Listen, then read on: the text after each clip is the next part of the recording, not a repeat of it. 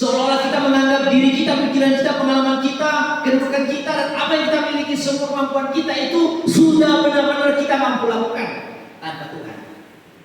Paulus katakan, hati-hati. Iblis punya segala macam cara. Iblis punya segala macam kelicikan. Iblis punya banyak cara godaan menggoda kita.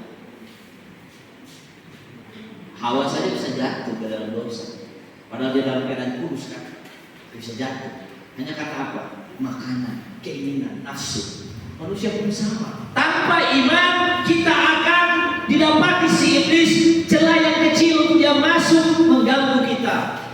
Selama kita berjaga-jaga, bayangkan Bapak Ibu Saudara, ibarat seorang satpam yang menjaga ATM bank pada malam hari, ketika dia sedang berjaga-jaga, padahal dia sebagai seorang security supaya mengamankan uang yang ada di ATM di bank, lalu dia tertidur ketika perampok datang. Raihlah seluruh uang yang ada di sana. Kenapa? Karena penjaganya tidak berjaga-jaga. Sama dengan iman kita. Kalau kita tidak berjaga-jaga menunggu kedatangan Yesus Kristus, maka kita akan kehilangan seluruhnya, bahkan kehilangan hidup kita sendiri. Bagaimana rasanya kalau kita kehilangan uang di bank, dicuri orang? Kecewa. Kalau bisa kita bunuh diri kan? Bagaimana? Ada orang yang suka melapor chip di bank, customer protes karena uangnya tiba-tiba hilang, lalu menyalahkan pihak bank. Bagaimana perasaan mereka? Kecewa. Sama seperti kita. Ketika kita kehilangan pengharapan, kita kehilangan masa depan, kita akan menyalahkan orang lain, padahal kita tidak berjaga-jaga.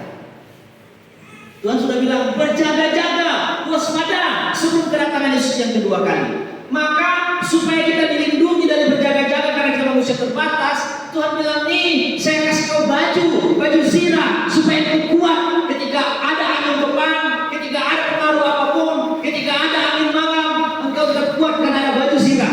Itulah iman. Tapi banyak orang Kristen tidak mau memakainya. Kenapa? Dia berpikir dia punya kemampuan sendiri, dia punya jaket sendiri, dia punya mantel sendiri, dia punya topi sendiri. Dia tidak mau menggunakan baju zirah yang dari Tuhan. Pada akhirnya apa? Dia jatuh. Pada akhirnya apa? Dia kehilangan segalanya. Pada akhirnya apa? Dia kecewa. Pada akhirnya apa? Dia menyalahkan orang lain. Kenapa? Dia tidak menggunakan baju zirah. Dia tidak percaya. Bapak Ibu Saudara, jangan kita menjadi orang yang tidak percaya sehingga kita kehilangan fokus dan kita kehilangan segalanya. Pada saat kita menunggu kedatangan Tuhan, kita harus berjaga-jaga. Makanya salah satu sikap kita berjaga-jaga itu tadi menggunakan baju zirah. Kita datang di sini, kita sedang membawa baju zirah. Kita datang beribadah, kita sedang membawa baju zirah. Kita berdoa kepada Tuhan, kita sedang menggunakan baju zirah. Ketika kita menyembahnya, kita sedang mengenakan baju zirah. Ketika kita menghadapi permasalahan hidup, kita percaya Tuhan pasti akan menolong, kita sedang menggunakan baju zirah. Pada saat orang kecewa sama Tuhan, dia sudah melepaskan baju zirah. Pada saat dia sudah menyalahkan gembalanya, dia sudah menyerahkan baju zirah. Pada saat dia sudah menyalahkan tetangganya, dia sudah membuang baju zirahnya.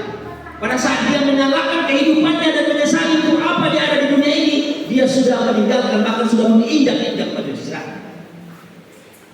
Bapak Ibu, mari kita renungkan. Jika ada orang yang kecewa sama Tuhan karena penyakitnya, karena kegagalannya, seperti tadi Kristi bercerita berkali-kali gagal, berkali-kali juga dia minta surat rekomendasi dari gereja, tapi akhirnya Tuhan memberikan apa yang dia inginkan. Tidak usah takut kalau anak kita kuliah jauh, justru di sana pengalaman agama. Saya anjurkan kalau kita anak sekolah yang kuliah jauh-jauh saja, nggak apa-apa. Kehidupan mereka sudah dipelihara Tuhan. Saya jauh dari kelas 4 SD, saya sudah tinggalkan kampung saya. Nanti ada ya saudara perempuan bukan apa-apa.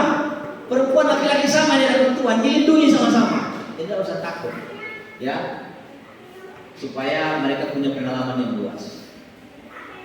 Tidak usah takut. Tapi kalau sudah terlanjur dikasih apa? Kalau ada lagi